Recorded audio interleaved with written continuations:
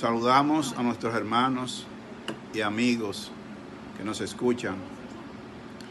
Vamos a meditar en la primera carta del apóstol Juan, capítulo 2, versos del 15 al 17. Dice la palabra de Dios: no améis al mundo, ni las cosas que están en el mundo. Si alguno ama al mundo, el amor del Padre no está en él.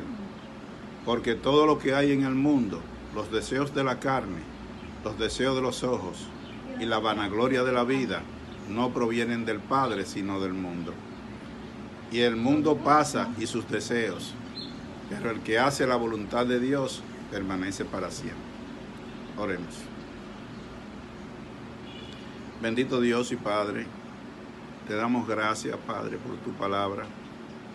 Te pedimos que tú abras los corazones y el entendimiento de los oyentes, para que tu palabra, Señor, penetre en sus corazones y puedan llegar al arrepentimiento por medio de tu palabra. Bendícenos, oh buen Dios, en este momento. Protege nuestra iglesia, las personas que nos visitan, los miembros, para que esta pandemia no nos alcance. Cuida de tu iglesia en todo el mundo, Señor. Pues te lo pedimos en el nombre de Jesús. Amén. Vemos en primer lugar que este concepto del mundo no es más que un conjunto de los seres humanos que habitan el planeta y que han sido creados por Dios a su imagen y semejanza. En el libro de Juan, capítulo 3, verso 16, un verso muy conocido por muchas personas, dice la palabra: porque de tal manera amó Dios al mundo, que ha dado a su Hijo unigénito, para que todo aquel que en Él cree no se pierda, mas tenga vida eterna. Aquí vemos la bondad y la misericordia de Dios para con la humanidad, que entregó a su Hijo unigénito para que viniera a morir en la cruz del Calvario, para que los hombres pudieran alcanzar salvación y vida eterna. Vemos aquí la grandeza del amor de Dios para los que Él ha elegido, para que pudieran alcanzar la herencia incorruptible, reservada en los cielos, para ser guardada por el poder de Dios mediante la fe. En segundo lugar, el concepto del mundo implica toda la creación de Dios. En el Salmo 24, del 1 al 2, dice la palabra: de Jehová es la tierra y su plenitud, el mundo y los que en él habitan, porque él la fundó sobre los mares y la afirmó sobre los ríos. Mientras que en el libro de Romanos, capítulo 1, verso 20, dice lo siguiente: porque las cosas invisibles de él, su eterno poder y deidad, se hacen claramente visibles desde la creación del mundo, siendo entendidas por medio de las cosas hechas, de modo que no tienen excusas. Este versículo le va muy bien a aquellas personas que niegan a Dios, que dicen no creer en Dios y que no andan en los caminos de Dios, porque se niegan a sí mismos, porque ellos mismos son parte de la creación.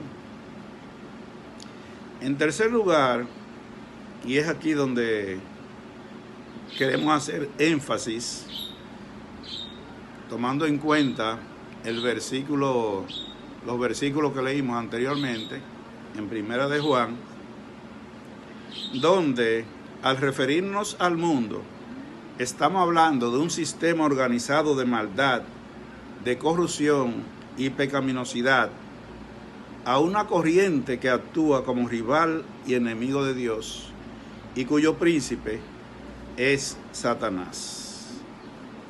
En la primera carta del apóstol Juan, capítulo 3, 1, dice lo siguiente: mirad cuál amor nos ha dado el Padre para que seamos llamados hijos de Dios. Por esto el mundo no nos conoce, porque no le conoció a Él.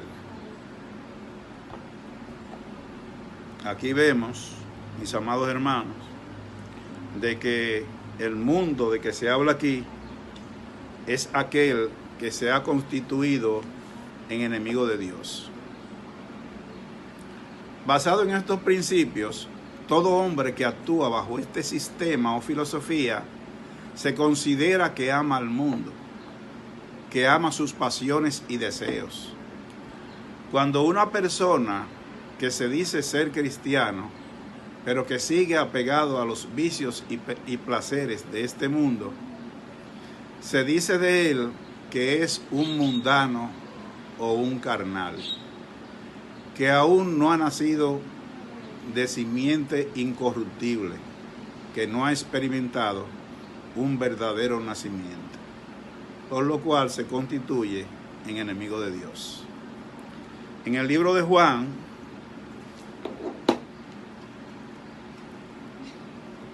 capítulo 15, versos 18 y 19, si fuerais del mundo, el mundo amaría lo suyo, pero porque no sois del mundo, antes que yo os elegí del mundo, por eso el mundo os aborrece.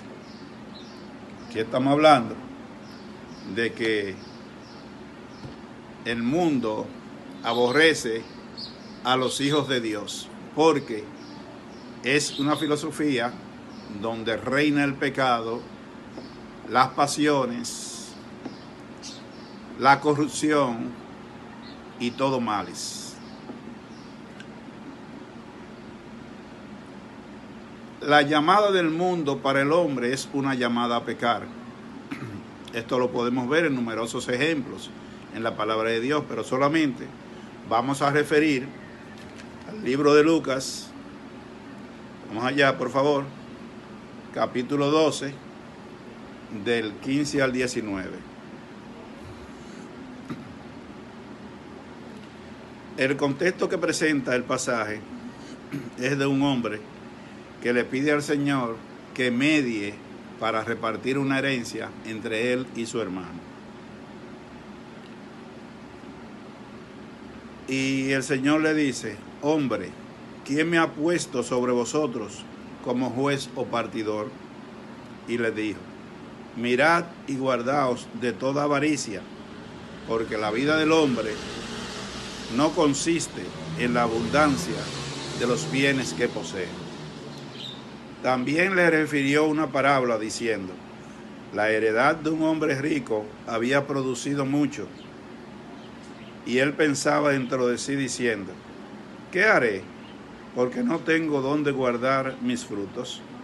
Y dijo: esto haré, derribaré mis graneros y los edificaré mayores, y allí guardaré todos mis frutos y mis bienes. Y diré a mi alma: alma, muchos bienes tienes guardado para muchos años. Repósate, come, bebe, regocíjate. Este señor, que tenía muchas posesiones, descansó en su propia inteligencia y sabiduría. Se hizo sabio en su propia opinión, no tomando en cuenta para nada a Dios. Por la gran acumulación de riquezas, consideraba que su vida no tendría fin. ¿Y cuál fue la respuesta de Dios ante sus palabras?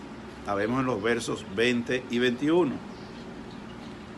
El Señor le dice: necio, esta noche vienen a pedir tu alma, y lo que has provisto, ¿de quién será? Así es el que hace para sí tesoro y no es rico para con Dios. Él pensó erróneamente que se puede satisfacer el alma con los bienes materiales que se acumulan, con las riquezas, y que estos duran para siempre. También podemos ver, amados hermanos, que el mundo controla nuestras actitudes y de igual manera controla nuestras acciones para actuar conforme a la carne y no conforme al Espíritu. Si me pueden acompañar al libro de Gálatas, capítulo 5, versos del 19 al 21.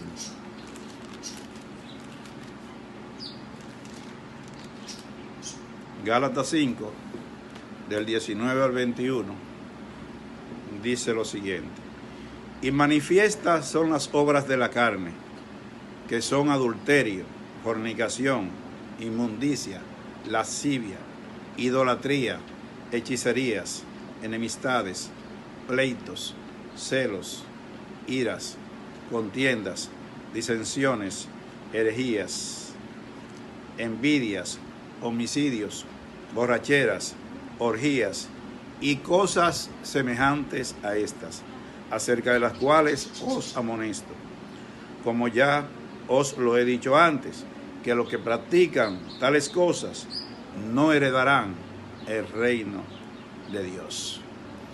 Sin embargo, en la acera del frente están los frutos del Espíritu, que es amor, gozo, paz, paciencia, benignidad, bondad, fe, mansedumbre, templanza.